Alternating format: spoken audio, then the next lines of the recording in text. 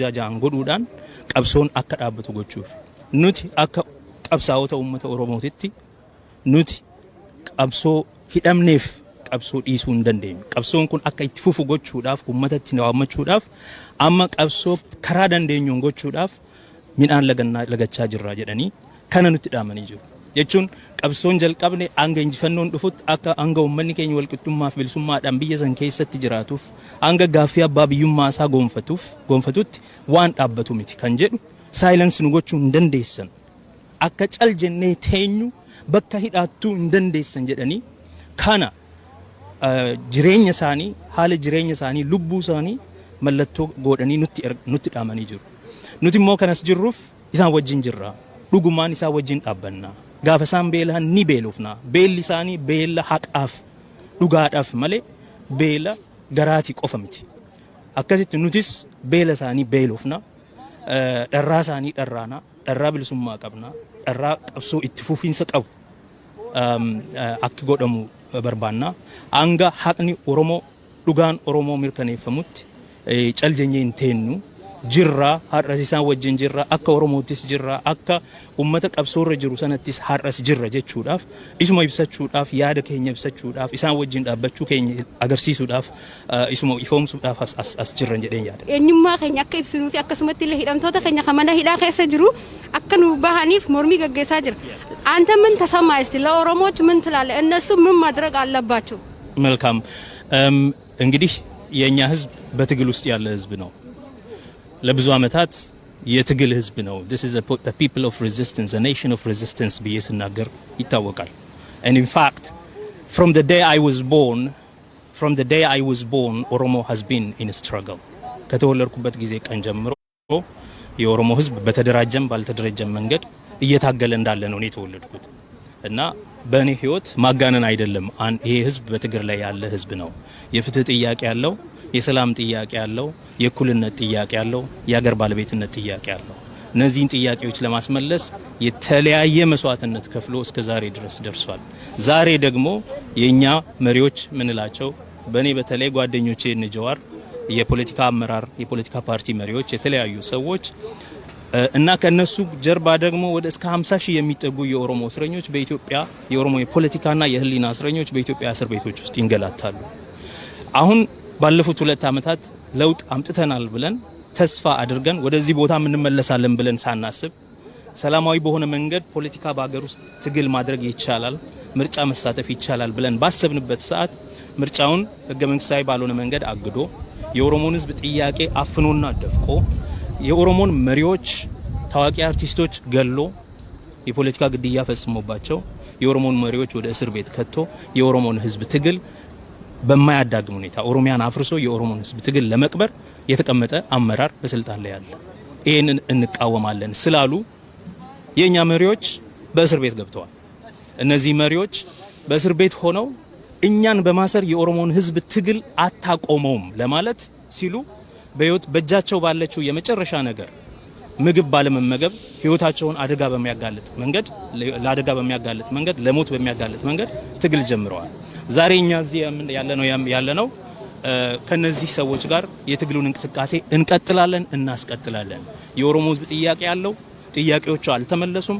ጥያቄዎቹ እስኪመለሱ ድረስ በምንም ባለንበት ሁኔታ ውስጥ ሁሉ አሁን እንደምታዩ የኮሮና ሪስትሪክሽን አለ፣ በማስክ ተሸፍነን ያለነው በማንኛውም ሁኔታ ውስጥ ሁሉ ትግላችንን አናቆምም ብለን በተወሰነ ደረጃ ትንሽ በሆነ ቡድን ተሰባጥረን በተለያየ ቦታ እየተገናኘን እንደዚህ ከእስረኞቻችን ከፖለቲካ መሪዎቻችን ጋር ከህዝባችን ጋር አብረን መሆናችንን ለማሳየት ነው።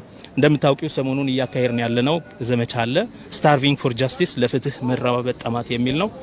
በአገር ቤትም ያሉት መሪዎች ለፍትህ በመራብ በሚል ጤንነታቸውን ለአደጋ በሚያጋልጥ ሁኔታ እንደምታውቁው የመድኃኒት ክልከላ ተደርጎባቸው በግል በመረጡት ሆስፒታል እንዳይታከሙ ክልከላ ተደርጎባቸው ትናንት በፍርድ ቤት ያምጸንቶባቸው ሁሉ አሁንም እንደቀጠሉ ናቸው ያሉ። ያ ንግግር የኢትዮጵያ መንግስት ራርቶ እንዲፈታቸው ለመለመን አይደለም። ያንን እያደረጉ ያሉት ለኛ መታገላችንን እንቀጥላለን።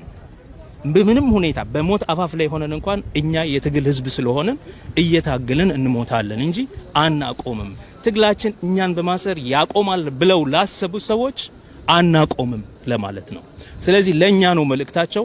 እኛም የኦሮሞ ህዝብ ጥያቄ ያለው የኦሮሞ ህዝብ የትግል ህዝብ ነው። የትግል አላማው ደግሞ ፍትህ፣ ነጻነትና እኩልነት ነው፣ የሀገር ባለቤትነት ነው። እነዚህ ጥያቄዎች አልተመለሱም። እነዚህ እስካልተመለሱ ድረስ ባለንበት ቦታ በምንችለው መንገድ በማንኛውም ፍትሃዊነትን የሚቃወም መንገድ እንቃወማለን። ይሄንን ለማድረግ እዚህ ያለን መሪዎቻችን ይፈቱ፣ የኦሮሞ ህዝብ ጥያቄ ይመለስ፣ ኦሮሞዎች በሙሉ ባለፉት 2 ዓመታት ሲደረግባቸው የነበረ ጦርነት ይቁም፣ ፖለቲካ ፓርቲዎቻችንን ከወከባ የሚደርሰው ወከባ ይቁምልን፣ ህዝባችን በነጻነት ያገሩ ባለቤት ሆኖ እንዲኖር ይፈቀድለት። ያማይደረግ ከሆነ እስከመቼውም ድረስ እንቀጥላለን። ትግላችን በዚህ አያበቃም። ዛሬ እንደምታዩ ተጀምሯል። በተለያየ ቦታ በቡድን በመሆን በሚቀጥሉት 2-3 ቀናትም we will continue to start for justice alongside our political leaders. akkasumatti jiraatota magaalaa Milboorniitii fi naannoo Austraaliyaa kutaalee garaagaraa jiraniif maal dhaamtaaf mee hawaasni keenya kan magaalaa Milboornii keessa jiru boruu fi iftaan maaltu irraa eegama, maal godhuu qaba, bakka tana dhufuu qaba moo bakkuma jiru hawaasa keenya bira dhaabbachuu qaba moo mee hawaasni keenya kan magaalaa Milboornii keessa jiru keessaafu yeroo ammaa tana maal godhuu qaba, takkaa dhufee uummata kana bira dhaabbachuu, yaadaan uummata kana bira dhaabbachuu haa ta'u maal godhuu qaba jettee yaadda mee yaadni itti dabarsitu? Uummanni keenya amma lagannaa nyaataatu jira mitiire jara lagannaa nyaataa godhanii mana hidhaatti dararamaa jiran wajjin dhaabbachuuf jennee kana labsine. Kanaaf uummanni keenya bakka jirutti lagannaa nyaataa isaa itti fufaa, qabsoo isaa, sagalee isaa dhageessisaa. Warri itti tole, warri hojiitti hin deemne gaafa danda'u as dhufee wal argee bakka jirutti immoo nama 20 ol ta'uun waan hin danda'amneef waan koronaa restriction hin jiruuf akkasitti wal gahee sagalee isaa dhageessisuun barbaachisaadha. Warri immoo isas godhuu hin dandeenye kan mana taa'ee lagannaa nyaataa kana geggeessaa jirus sagalee isaanii haala adda addaatiin waraabanii sagalee isaanii dhageessisu, uummata amma kana geggeessaa jiru wajjin dhaabbachuu, isaan deeggaruu, miidiyaa irratti wanti nuti asii gad lakkisnu kan immoo sheer godhanii uummata addunyaatitti akka dabarsaniif gochuun barbaachisaadha. Akkasumas nuti asitti biyya ormaatti jirra. Biyyi kun afaan Oromoon dhaga'u. Kanaaf gaafa walitti dhufnu walitti haasa'uun waan tokkodha, gaariidha, wal jajjabeessuun gaariidha. Garuu uummata kaanitti akka dubbannutti afaan isaaniitiin bakka jirrutti waan itti jirru kana ibsuudhaan warra amma mana hidhaatti dararamaa jiru hogganoota keenya, warra qabsoo irra jiru kana akka deeggaru, maaliif akka dhaabbatan, maaliif akka dararamaa jiran uummata biyya alaa kanatti, biyya faranjii kanatti ibsuun barbaachisaadha jedhee yaada. Kanuma godhuu qabuun jedha. Akkasi gaa'ii baay'ee galatoomii gaafii deebii irraa akka argatan abdii guddaan qaba. Keessaaf hawaasni Milboorni illee deebii irraa akka argatan abdiin qaba. Oromoon addunyaarra jirtu illee gartee akka haasawa kana keessaa waan gaarii fudhatan abdii guddaan qaba. Dhumarratti gaa waan inni jawlaalleeti sanbooda walitti deebinaa warri Milboorni keessa jirtan immoo bakka hundaa'u sagalee teessan dhageessisaa, yoo hin dandeenye sooshaal miidiyaa irratti waan dandeessan godhaadhaa if duuban deebiinaan isin jaa mee dhumarratti gaa waan jette Oromoo walii galaatiif wanti ati dhaamtu maali? Well, I think it should be, I need to say a few words in English for those people who don't understand Afan Oromo and Afan Amharic. One of the reasons we are here today is because we wanted to express our voice and we wanted to stand in solidarity with Oromo political prisoners who are starving for justice in Ethiopian prisons today. And the motto of this campaign is starving for justice. The motto of the campaign of the political prisoners in Ethiopia is starving for justice. As we all know, political leaders such as Jawar Mohammed, Bakala Garba, and the top leaders of Oromo Federalist Congress and Oromo Liberation Front are at the moment on a hunger strike for the 26th, 27th day. And it's not just that. Because of the hunger strike, their health situation is deteriorating, and from the 15th day, from the 13th day on, the Oromo medical professionals as well as the leaders have been seeking medical attention for these people. Unfortunately, the government did not allow it, and when it did allow it, They wanted them to be treated in the military hospital in Ethiopia. This was against their will because this is the government which has tried assassination on these leaders before, and they did not trust the government and they did not trust the government institutions. As a result, they sought a private treatment in a private hospital, and the courts have allowed them to do so. But in defiance of the court order, in violation of that, the government has actually taken the prisoners to a government hospital, where Bakala Garba, for example, refused to be attended to. And at this point in time, they are very weak. They are completely dehydrated. They are obviously hungry. They are even too weak to take food. They are denied all sorts of medical treatment, and as a result, their life is on the line.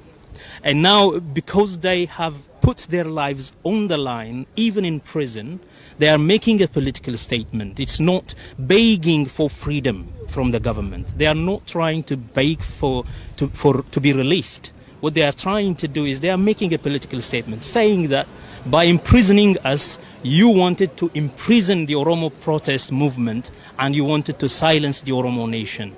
And we are doing this hunger strike to say to you that no matter what you are doing to us, no matter where we are, no matter what means we have under our disposal, we are going to continue to struggle, we are going to continue to resist. And as I said earlier on, we are a nation of resistance, and we are here to just say that and to join the political prisoners in solidarity to express that you are not alone. You in that prison are not alone. The entire Oromo nation is with you. Wherever we are, in the diaspora as well as at home, the Oromo nation is with them. They are not alone. They are not going to starve alone. They are not going to die alone. And we are here to stand with them, to starve with them. And as I said earlier, this is a moment of starving for justice. This is a moment of standing for truth, for justice, and for equality, for democracy in Ethiopia. As we speak, the country is at war. For the last 2 years, the Oromo nation has been under military operation, under military command post. And for the last 3 months, in Tigray, there is a war. There is a huge humanitarian crisis. Over 4.5 million people denied access to food. And there is a huge genocidal activity going on. And all that without any access to media, any access to journalists and investigators, and that is a huge problem. It is under these circumstances that the Ethiopian government wants to run an election, which is a no-go, a non-starter at all. It is an impossible condition. They want to have an election where there are no political parties, where the political leaders are either assassinated or imprisoned. And in this context, they want to run an election for the sake of consolidating their own power. And it is not election without representation. It is, in fact, a coronation of Abiy Ahmed. And one of the things we are saying in these statements is Abiy Ahmed must go. Abiy Ahmed must go and must stop the war, must allow access to humanitarian aid to those who are in need, must allow access to medical treatment to our prisoners, and must release all political prisoners across the board in Ethiopia. And without that, there is no way we can have any election, any peace, any stability in that country. And so we're here today as a continuation of that struggle, a struggle for justice, starving for justice, and to stand in solidarity with our people. hedduu galatoomii ulfaadhu akkasumatti illee hawaasni keenya ka Oromoo ka addunyaa kanarra jirtan yaada isaa kanarraa gartee ergaa bal'oo akka fudhatanii fi akka dammeeytan abdii guddaan qabaa waan dhaggeeffattan ashama harka fuunee kabajamtootaa fi jaalatamtoota keenya gaafiif deebii xiqqoo takka isiniif goona keessummaa ajaa'ibaa sitti isinii qabna nama nuti jaalannuu fi nuti kabajna akkasumatti illee uummata Oromootiif quuqamu keessaayi akka nu waliin turtan kabajaan isin gaafanna asumaaniin keessummaa keenyatti isin dabarsaa maqaa keetii fi asirratti gartee arra maal akka godhamaa jiru osoo hawaasa keenya ibsitee hedduu natti tola. Galatoomii ulfaadhu dasi. Maqaan kiyya Tsaggaayedha. Tsaggaayee Araarsaan jedhama. Nama seera baratee seera barsiisudha biyya kanatti Meelbarniin jiraadha. Har'a asitti kan wal geenne hoogganoota keenya hiriyoota kiyya Jawaar fa'a Baqqala fa'a mana hidhaatti dararaa baay'ee keessa jiru. Midhaan lagatanii jiru guyyaa 26ffaa 27ffaadhaaf amma kanarraan kan ka'e yaaliin hin godhamnee fi dadhabanii jiru. Gaafa isaan kana godhan uummata isaaniitti waammachaa jiru. Uummata isaaniitti maal dhaammachaa jiru? Laal nuti qabsaa'oota kanas jirruuf yakka hojjanneeti miti. Siyaasarraa ka'aniiti waan haala siyaasaatiin aangoo fudhachuuf deemu filannoodhaan nu injifachuuf deemu waan jedhaniif waa tokko utuun balleessiin mana hidhaatti nu galchan. Sun jechuun immoo qabsoon Oromoota Oromoo akka dhaabbatu hogganoota hidhuudhaan paartiilee Oromoo jaarmiyaalee Oromoo hidhuudhaan yookiin immoo akka burjaajaan godhuudhaan qabsoon akka dhaabbatu gochuuf. Nuti akka qabsaa'ota uummata Oromootitti nuti qabsoo hidhamneef qabsoo dhiisuu hin dandeenyu. Qabsoon kun akka itti fufu gochuudhaaf uummatatti waammachuudhaaf amma qabsoo karaa dandeenyuun gochuudhaaf midhaan lagachaa jirra jedhanii kana nutti dhaamanii jiru. Jechuun qabsoon jalqabne hanga injifannoon dhufutti akka hanga uummanni keenya walqixxummaa fi bilisummaadhaan biyya san keessatti jiraatuuf hanga gaaffii abbaa biyyummaa isaa gonfatutti waan dhaabbatu miti kan jedhu saayilans nu gochuu hin dandeessan. Akka cal jennee teenyu bakka hidhaattuu hin dandeessan jedhanii kana jireenya isaanii haala jireenya isaanii lubbuu isaanii mallattoo godhanii nutti dhaamanii jiru. Nuti immoo kanas jirruuf isaan wajjin jirra. Dhugumaan isaan wajjin dhaabbanna. Gaafa isaan beelaan ni beelofna. Beelli isaanii beela haqaaf dhugaadhaaf malee beela garaatii qofa miti. Akkasitti nutis beela isaanii beelofna. Dharraa isaanii dharraana. Dharraa bilisummaa qabna. Dharraa qabsoo itti fufiinsa qabu akka godhamu barbaanna. Hanga haqni Oromoo dhugaan Oromoo mirkaneeffamutti cal jennee hin teenyu. Jirra har'as isaan wajjin jirra akka Oromoottis jirra akka uummata qabsoorra jiru sanattis har'as jirra jechuudhaaf isuma ibsachuudhaaf yaada keenya ibsachuudhaaf isaan wajjin dhaabbachuu keenya agarsiisuudhaaf isuma ifoomsuudhaaf as jirran jedheen yaada. Eenyummaa keenya akka ibsinuu fi akkasumatti illee hidhamtoota keenya kan mana hidhaa keessa jiru akka nu bahaniif mormii gaggeessaa jira.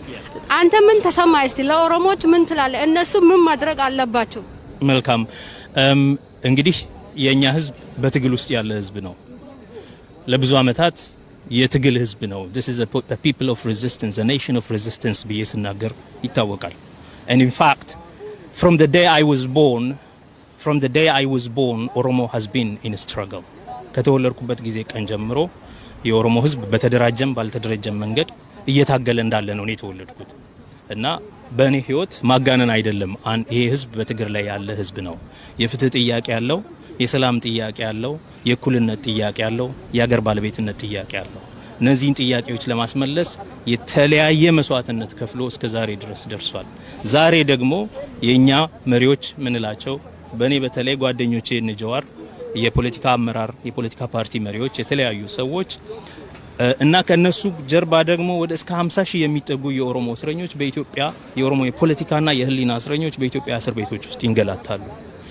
አሁን ባለፉት 2 አመታት ለውጥ አምጥተናል ብለን ተስፋ አድርገን ወደዚህ ቦታ እንመለሳለን ብለን ሳናስብ ሰላማዊ በሆነ መንገድ ፖለቲካ በአገር ውስጥ ትግል ማድረግ ይቻላል፣ ምርጫ መሳተፍ ይቻላል ብለን ባሰብንበት ሰዓት ምርጫውን ህገ መንግስታዊ ባልሆነ መንገድ አግዶ የኦሮሞን ህዝብ ጥያቄ አፍኖና ደፍቆ የኦሮሞን መሪዎች ታዋቂ አርቲስቶች ገሎ የፖለቲካ ግድያ ፈጽሞባቸው የኦሮሞን መሪዎች ወደ እስር ቤት ከቶ የኦሮሞን ህዝብ ትግል በማያዳግም ሁኔታ ኦሮሚያን አፍርሶ የኦሮሞን ህዝብ ትግል ለመቅበር የተቀመጠ አመራር በስልጣን ላይ ያለ ይሄንን እንቃወማለን ስላሉ የኛ መሪዎች በእስር ቤት ገብተዋል። እነዚህ መሪዎች በእስር ቤት ሆነው እኛን በማሰር የኦሮሞን ህዝብ ትግል አታቆመውም ለማለት ሲሉ በህይወት በእጃቸው ባለችው የመጨረሻ ነገር ምግብ ባለመመገብ ህይወታቸውን አደጋ በሚያጋልጥ መንገድ ለሞት በሚያጋልጥ መንገድ ትግል ጀምረዋል። ዛሬ እኛ እዚህ ያለነው ከነዚህ ሰዎች ጋር የትግሉን እንቅስቃሴ እንቀጥላለን፣ እናስቀጥላለን። የኦሮሞ ህዝብ ጥያቄ ያለው ጥያቄዎቹ አልተመለሱም። ጥያቄዎቹ እስኪመለሱ ድረስ በምንም ባለንበት ሁኔታ ውስጥ ሁሉ አሁን እንደምታዩ የኮሮና ሪስትሪክሽን አለ፣ በማስክ ተሸፍነን ያለነው በማንኛውም ሁኔታ ውስጥ ሁሉ ትግላችንን አናቆምም ብለን በተወሰነ ደረጃ ትንሽ በሆነ ቡድን ተሰባጥረን በተለያየ ቦታ እየተገናኘን እንደዚህ ከእስረኞቻችን ከፖለቲካ መሪዎቻችን ጋር ከህዝባችን ጋር አብረን መሆናችንን ለማሳየት ነው። እንደምታውቁው ሰሞኑን እያካሄድን ያለነው ዘመቻ አለ ስታር for justice ለፍትህ መራብ ጠማት የሚል ነው። በአገር ቤትም ያሉት መሪዎች ለፍትህ በመራብ በሚል ጤንነታቸውን ለአደጋ በሚያጋልጥ ሁኔታ እንደምታውቂው የመድኃኒት ክልከላ ተደርጎባቸው በግል በመረጡት ሆስፒታል እንዳይታከሙ ክልከላ ተደርጎባቸው ትናንት በፍርድ ቤት ያምጽንቶባቸው ሁሉ አሁንም እንደቀጠሉ ናቸው ያሉ። ያ ንግግር የኢትዮጵያ መንግስት ራርቶ እንዲፈታቸው ለመለመን አይደለም። ያንን እያደረጉ ያሉት ለኛ መታገላችንን እንቀጥላለን። በምንም ሁኔታ በሞት አፋፍ ላይ ሆነን እንኳን እኛ የትግል ህዝብ ስለሆነን እየታገልን እንሞታለን እንጂ አናቆምም። ትግላችን እኛን በማሰር ያቆማል ብለው ላሰቡ ሰዎች አናቆምም ለማለት ነው። ስለዚህ ለኛ ነው መልእክታቸው። እኛም የኦሮሞ ህዝብ ጥያቄ ያለው የኦሮሞ ህዝብ የትግል ህዝብ ነው። የትግል አላማው ደግሞ ፍትህ፣ ነጻነትና እኩልነት ነው፣ የሀገር ባለቤትነት ነው። እነዚህ ጥያቄዎች አልተመለሱም።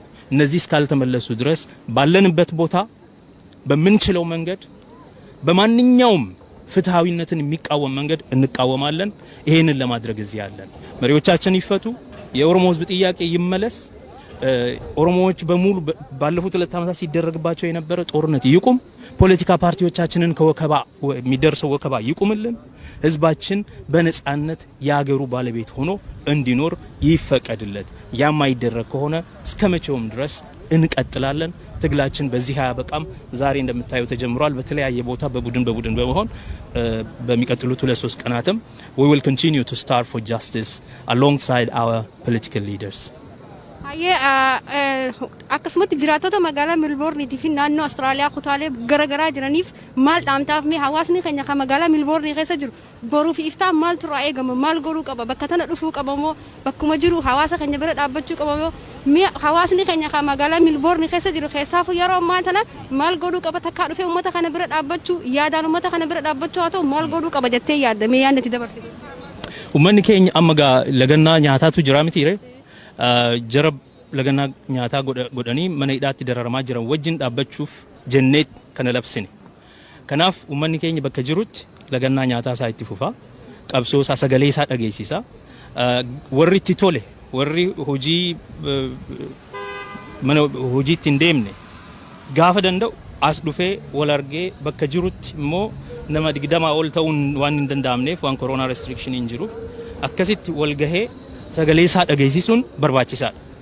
Warri immoo isas godhuu hin dandeenye kan mana taa'ee lagannaa nyaataa kana geggeessaa jirus sagalee isaanii yaa haala adda addaatiin waraabanii sagalee isaanii dhageessisu, uummata amma kana geggeessaa jiru wajjin dhaabbachuu, isaan deeggaruu, miidiyaa irratti wanti nuti asii gad lakkisnu kana immoo sheer godhanii uummata addunyaatti akka dabarsaniif gochuun barbaachisaadha.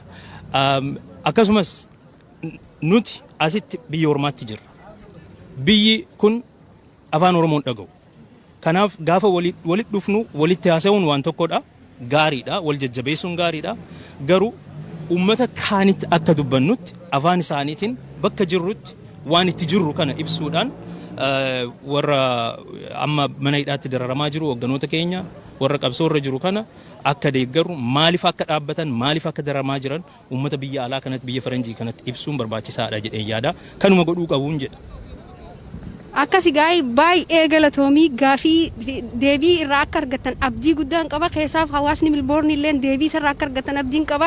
Oromoon addunyaarra jirtu illee gartee akka haasawa kana keessa waan gaarii fudhatan abdii guddaan qaba. Dhumarratti gaa waan inni jawlaalleeti sanbooda walitti deebinaa warri Milboornii keessa jirtan immoo bakka hundaa'u sagalee teessan dhageessisaa yoo hin dandeenye sooshaal miidiyaa irratti waan dandeessan godhaadhaa if duuban deebiinaan isin jaa mee dhumarratti gaa waan jette Oromoo walii galaatiif wanti ati dhaamtu maali? Well, I think it should be, I need to say a few words in English for those people who don't understand Afan Oromo and Afan Amharic. One of the reasons we are here today is because we wanted to express our voice and we wanted to stand in solidarity with Oromo political prisoners who are starving for justice in Ethiopian prisons today. And the motto of this campaign is starving for justice. The motto of the campaign of the political prisoners in Ethiopia is starving for justice. As we all know, political leaders such as Jawar Mohammed, Baqqala Garba, and the top leaders of Oromo Federalist Congress and Oromo Liberation Front are at the moment on a hunger strike for the 26th, 27th day. And it's not just that, because of the hunger strike, their health situation is deteriorating. And from the 15th day, from the 13th day on, the Oromo medical professionals as well as the leaders have been seeking medical attention for these people. Unfortunately, the government did not allow it, and when it did allow it, they wanted them to be treated in the military hospital in Ethiopia. This was against their will, because this is the government which has tried assassination on these leaders before, and they did not trust the government, and they did not trust the government institutions. As a result, they sought a private treatment in a private hospital, and the courts have allowed them to do so. But in defiance of the court order, in violation of that, the government has actually taken the prisoners to a government hospital, where Bakala Garba, for example, refused to be attended to. And at this point in time, they are very weak. They are completely dehydrated. They are obviously hungry. They are even too weak to take food. They are denied all sorts of medical treatment, and as a result, their life is on the line. And now, because they have put their lives on the line, even in prison, they are making a political statement. It's not begging for freedom from the government. They are not trying to